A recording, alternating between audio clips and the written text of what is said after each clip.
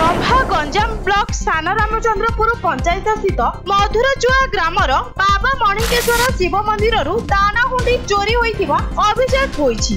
प्रतिदिन परी आज सकाळ भोर 5टारे मंदिर पुजारी राधाकांत त्रिपाठी आसी देखिला बेले मंदिरर दानाहुंडी नाही। तुरंत ग्रामवासी को खबर देई खोजाखोजी करिबा बेले मंदिर ठारू 500 मीटर दूर चिलिका कूଳରେ भंगा हुंडी देखि तुरंत पुलिस को खबर देइथिले।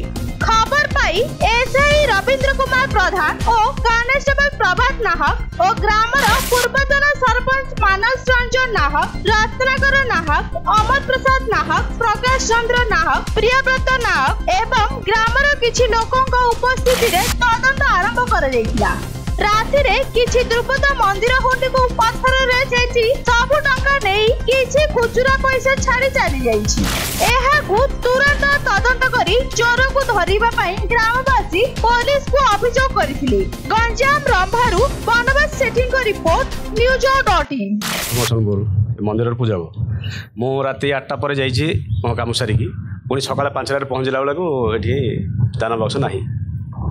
संगे संगे गाँव फोन कर जन से आसी पर्याक्रम देखी जहाँ सब आज सका 5टार पहुँचला दाना बक्स न था डाउट है जो फोन कर डाक।